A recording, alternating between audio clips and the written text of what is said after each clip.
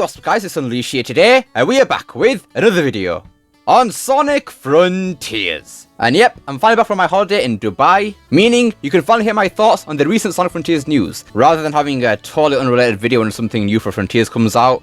It's a very depressing time, honestly.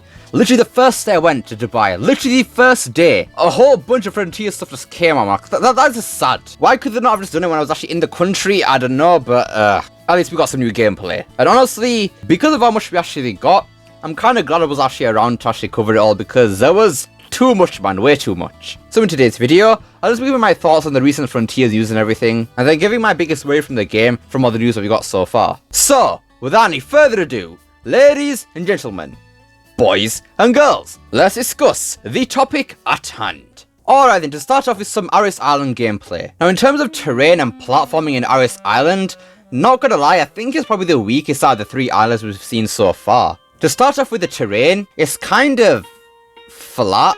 I mean, I know it's a desert and everything, but still, compared to Cronus, you got the hills and everything, you can run up and everything, and then in Chaos Island, obviously, you got all the mountains and stuff like that, but for Aris Island, it's always just little hills of sand dunes, and that's really it. Though the water section is actually pretty cool, and while they're not massive sections of water, it is still pretty nice that they have something in the water for you to actually go ahead and collect. And I hope they expand on this on the possible 4th island that's supposed to be water or ice. I hope there's some in-depth water sections in there, because that would really spice up the gameplay in my opinion, having some water bosses, some water platforming. That'd be very interesting in my opinion. Now while the platforming and terrain might not be all that interesting in Aris Island, in terms of the combat, I actually think that out of the 3 islands we've seen so far, Cronus, Aris and Chaos, Aris Island is actually the strongest so far. We actually have a lot of enemy variety on Aris Island, and except for the basic enemies, you know, the soldier ones, none of it's reused from Cronus Island. And even with the soldier enemies, they have some sort of a new ability where they can actually combine with another one, I think, or it might just be one, I don't know what it is, but they actually got some sort of shell you have to actually side up and actually get them out of the shell to actually go ahead and attack them. And whilst not the most in-depth thing in the world, it's still pretty nice to have something to actually block you from actually attacking them straight away and just defeating them immediately. Having that extra little step can go a long way. And then with the Guardians, obviously,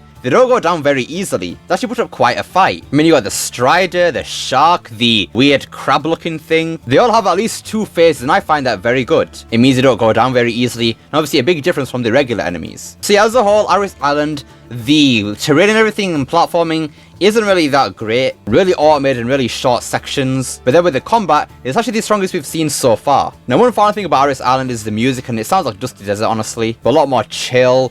I just feel like the music in this Frontier so far for the open zone, really, really good. Right then, for Chaos Island, things get a bit more interesting in terms of platforming and terrain. Chaos Island's platforming is very, very 2D heavy. Now, we have seen some of these 2D sections on Kronos Island, but I haven't seen anything on Aris Island yet, I don't think. Can't remember if I have or not. And before, I wasn't that mad about 2D section because I thought you could just jump out of it because kind of like a pseudo 2D section where it looks like it's 2D, but you actually have 3D movement, but upon looking at it further, yeah, the 2D sections are 2D sections, they're not pseudo 2D, as I thought. And honestly, I don't actually mind, because if I'm being totally honest here, these 2D sections are probably the most interesting platforming we've seen so far. I mean, they have the wall running, the wall jumping, you have actually the quick reactions and everything, spike dodging, and just overall, even though it is 2D, it is still some decent platforming here in the Chaos Island. But yet again, same with pretty much Aris Island, Kronos Island, there's still a lot of automation with the platforming here. Every time you try to wall run, there's always a dashboard that just pushes you so you actually have to do anything for it. And honestly, that's just very disappointing. When I first saw there was actually some parkour in Frontiers, I was actually pretty happy because I thought it would be like Lost Worlds where it's not automated. Actually, to be fair, Lost Worlds was kind of automated sometimes. But with Frontiers, you always have that section that cuts off immediately as soon as you actually get to do something fun. Whether it's wall running or actual platforming, there's always a spring or a rail at the end that just pushes you to the collectible, and yeah, not a fan of that really. Like, surely by the 3rd island at least, maybe I can kind of understand it for Aris Island maybe there, but for Chaos Island, that much automation still? I don't know, man. I don't know. Now in terms of combat, I think Chaos Island is probably the weakest so far, not even gonna lie to you. I mean, that spider looking thing, that's probably one of the coolest things so far. But as a whole, combat on Chaos Island is probably the weakest we've seen so far. I mean, the fortress, that looked pretty cool, but it was so easy and went down in one phase. Even the squid put up more of a fight, and yeah, this is the 3rd island too, things should be getting a lot more difficult, but no, Fortress has other plans, I guess. Then this isn't really that big of an issue, but still something I should really point out. They reuse Ninja and Tower for Chaos Island, and while they have been made harder for Chaos Island, so that's good, it is still just Ninja and Tower once again. We already know their patterns and stuff like that, so it's a bit less interesting than a completely new boss in my opinion, and which is why overall I think Chaos Island probably has the weakest combat. Now granted, we haven't seen everything from Chaos Island so far in terms of combat, but so far, Chaos is looking pretty weak. I mean, the big bosses go down way too easily, and you got the reusing of things from past islands as well. It just looks a lot less interesting than the other islands. Though I will say though, that bird enemy thing that you can actually fly on, that is really cool. I really like that. You have the option to actually destroy it or fly around with it. That is amazing. I really like that. And yeah, once again, Chaos Island music is fire. Really, really, really good. I was expecting some sort of guitar for Chaos Island because there's a volcano there, but no. It's just the same pianos that we've heard before, so I'm not mad at that. I really like it. Now, in terms of Cyberspace, it's kind of more the same I was expecting, honestly. We saw loads of new stages, but once again, all reusing level design. So far, the only original stage we got so far is that one city level from, I think it's Aris Island, not Kronos, I'm not sure which it's from. And that's a shame too, because that is the best one. Though something I will credit for, even though it is reused level design, is that we have level design from games that aren't boost titles, such as SA2. Because we have both Skyrail and Green Forest level design, and actually, I think it's the entire stage too. Obviously, some of the secrets have been cut out and everything like that, but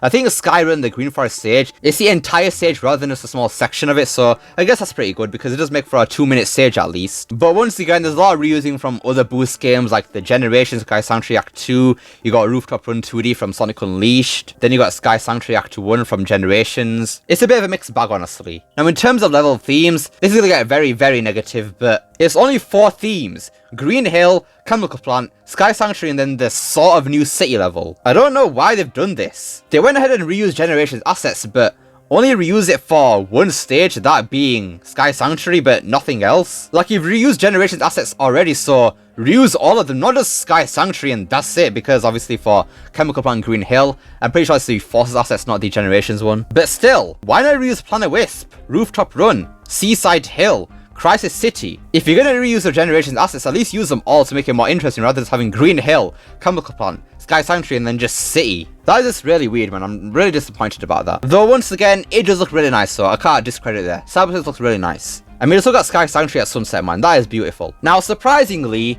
in terms of my biggest worries for the game, Cyberspace isn't one of them. Because we have some tweets from Splash Dash which make me very worried for the game. So we see here, I just finished this fun thing after around 15 hours, it was obviously talking about Frontiers. Ending kinda anticlimactic, but there's something at the end that had me stunned. Then we have the legendary boost, 15 hours, and then he goes and says, that was my assumption before looking at the actual time. It was more around 12 hours. Now, he's beating the game in 12 hours. Now, yeah, Kishimoto said 20 to 30 hours.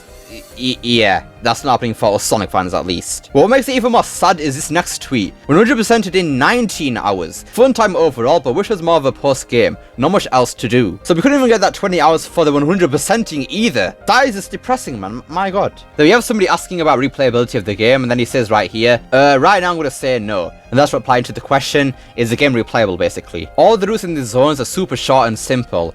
The only real thrill from them is a reward at the end, so when there's no need to get those anymore, I don't feel compelled to do them again. If you want to replay it, I'd mostly suggest starting a new save file. There's no point in further upgrading Sonic after the story is done because there's nothing else to do. And this is one of my biggest worries for the game right now, replayability. With this being an open zone game, after beating the game obviously, you're going to want some things to do. Now thinking about my video last week, I'm pretty sure it was last week, I talked about some of the things that Frontiers needs, and one of them was some post-game content, but for Frontiers here, it doesn't seem it's actually in there, and that's massively disappointing. Because look at it this way, in terms of Cyberspace, those stages really aren't that replayable. I'll still go back to them, let's not get it twisted here, but all of them are just old level design from previous games, so why not just go back to those old games instead of playing Cyberspace? Like, I don't understand. And then for the open zone, surely when you beat the game 100%, you're gonna get bored of finding the same enemies over and over again, and then just boosting around doing nothing really. Like, maybe if we had some sort of hard mode or extra island or something that's post-game, we could have something to do after the game's beaten, but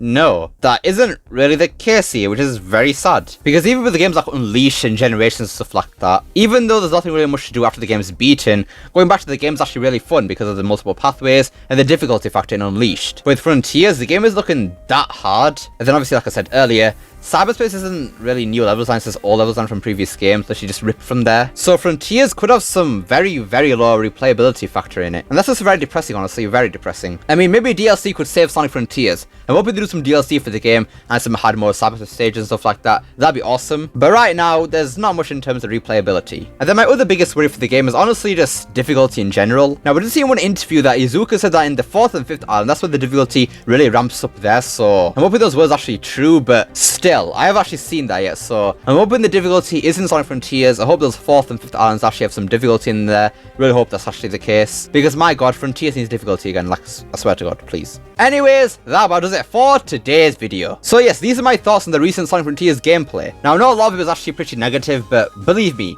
I'm actually very excited for the game. It looks great overall. I just have some issues that means the game can't reach its full potential. For example, the replayability factor. That is a massive part of Sonic games that keeps me coming back, and if Frontiers doesn't have that, then yeah, I'm not gonna really go back to it as much as I thought it'd be. But what are your guys' thoughts on Frontiers so far? Are you hyped or disappointed for the game? Let me know down below. I'd love to see what you guys have to say. I hope you enjoyed this video. Don't forget to like, share, subscribe, especially that last one. Don't forget to become unleashed by pressing that join button down below. And remember, it's not necessary. And I'll see you all next time.